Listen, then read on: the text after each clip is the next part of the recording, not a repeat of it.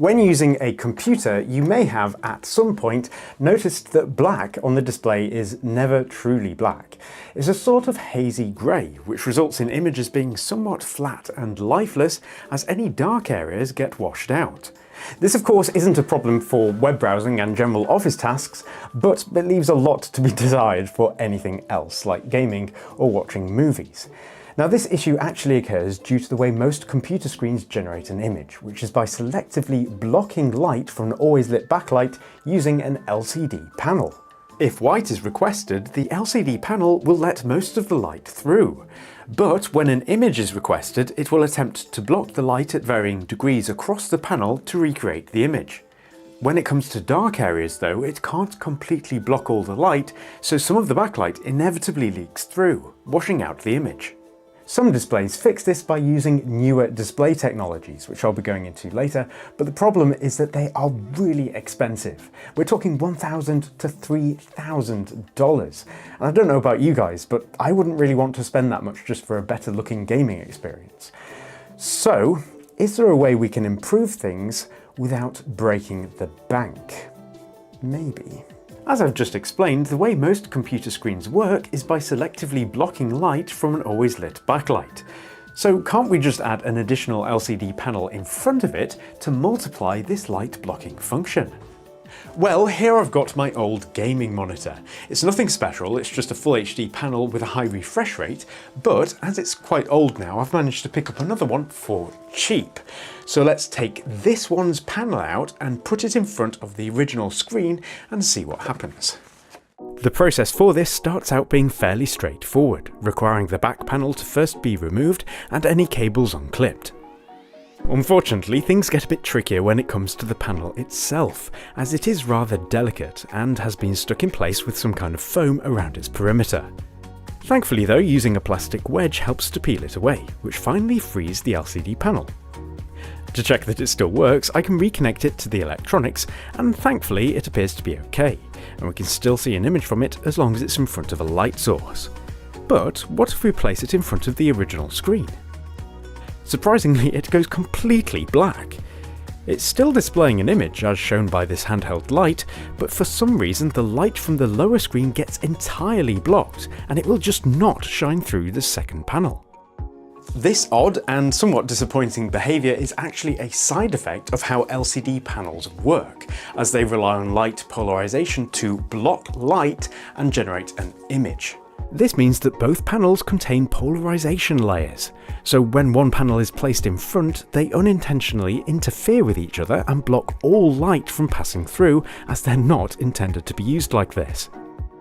So it might appear that this project has hit a bit of a dead end, but thankfully that isn't the case, because essentially all we have to do is disrupt the polarisation between these two layers. Now you can actually get specialist depolarizing films that can do this, but they are really hard to get. So after much experimentation, I've actually found that the cheapest and most effective way of doing it at home is to simply use tracing paper. As soon as the tracing paper is slid behind the top panel, the image becomes visible. This happens because the tracing paper causes the light to be rescattered in all directions, effectively depolarizing it so that it doesn't get blocked by the second panel. However, here we can see our second challenge.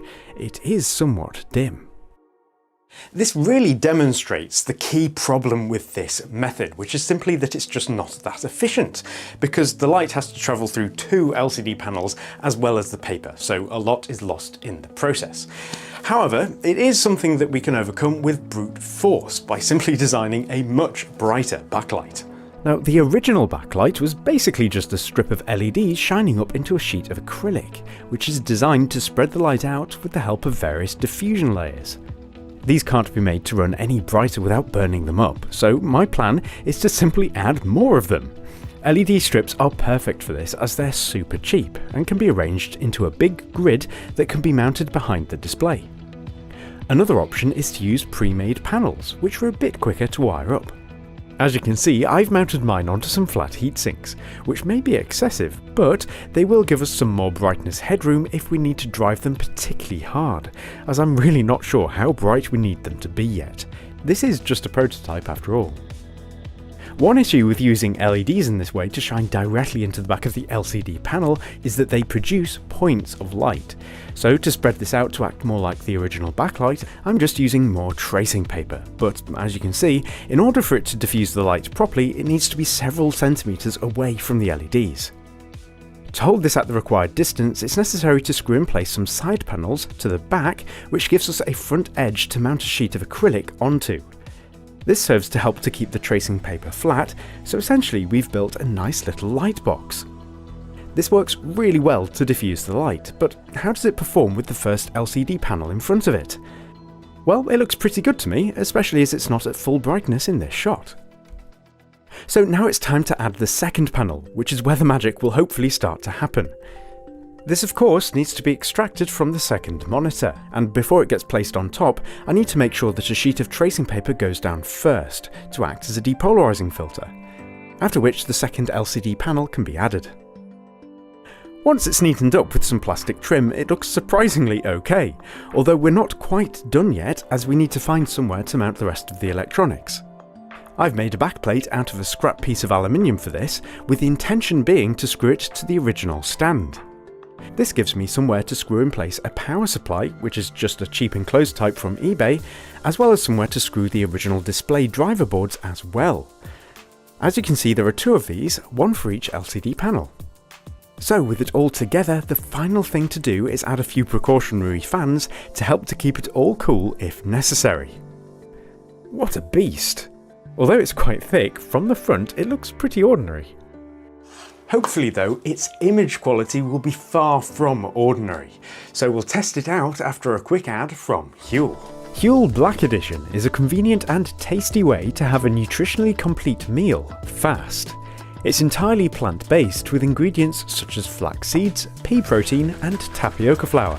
And for additional nutritional goodness, all of this is complemented with 26 essential vitamins and minerals. This makes for a high-fibre, high-protein, low-carb meal that's completely free from artificial sweeteners and flavourings.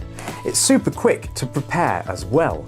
Just add 2 scoops of it to 500 millilitres of water, give it a good shake, and you're all set with a tasty, nutritionally complete meal. There are plenty of flavours to choose from, and it's very cost effective, as it works out to be $1.86 per meal, which is less than some people pay for a morning coffee. So click the link in the description if you'd like to order some Huel for yourself and try it out. So it's now the moment we've all been waiting for. How does a DIY dual LCD monitor perform, and what can it bring to the table? Let's find out. As we've effectively got 2 displays to drive, it's necessary to use an HDMI splitter to ensure that they get an identical signal. By the way, before we begin, it's worth noting that using a camera to record any LCD screen results in some weird artifacts that aren't visible to the naked eye, and they show up as weird hashes and rainbows. There's nothing I can do about this unfortunately, so try to look past it and pardon any out of focus shots which have helped to mitigate the issue. Anyway, upon booting it up, the first impression is wow, that's a lot of contrast. But I'm quickly distracted by text, where there's a sort of weird softening to it due to the tracing paper that sits between the 2 panels, blurring out the rear panel a bit. To describe the effect, it's almost like adding a mild drop shadow in Photoshop, but on close inspection it's actually not too far off pixel level dimming, with only mild blooming showing itself on white pixels on a black background. Still, this mostly affects office tasks, which this monitor isn't really built for anyway, so let's power up some games. Here, the level of contrast that the dual LCDs provide is strikingly obvious, with dark areas of the image being inky black, and it's a night and day difference compared to a traditional LCD display. Activities like this is where this monitor really comes into its own, and it looks incredibly rich. Another bonus that I wasn't anticipating is how vibrant the colours are. Because both LCD panels have colour filters, their purity is effectively multiplied too, and I don't think I've ever seen such a vibrant display. It's no wonder, I suppose, that this technique is used in professional colour grading displays, and it's worth noting that it's not at all like increasing the contrast setting on a TV. It has instead literally increased the difference between the darkest and lightest parts of the image, giving it a naturally higher contrast ratio without having to force it, so much so that it's actually quite hard to capture on camera. With a standard LCD screen in shot though, it makes it really obvious how well our DIY dual layer version is performing. Wild. It's not all wonderful news, however. There is a major drawback: power consumption. The backlight alone uses over 250 watts, and despite this, the monitor is by no means bright. It's actually dimmer than the original screens were capable of going by quite a long way, which means that you can't properly appreciate HDR content, for example. And I think that this is the real reason why dual LCD displays haven't caught on. They just aren't necessarily a good idea. Although looking purely at the costs to build a DIY one, it still appears to be a compelling option. Assuming you have a base monitor already, the costs break down to what's shown on screen. Alternative technologies do exist though. At the cheaper end of the scale, you can get a backlit zone-dimming LCD display, which selectively dims the brightness of the backlight over certain dark areas instead of attempting to fully block it. They do suffer from an annoying level of blooming though, which I personally really dislike, but at least they are bright and good for office tasks too.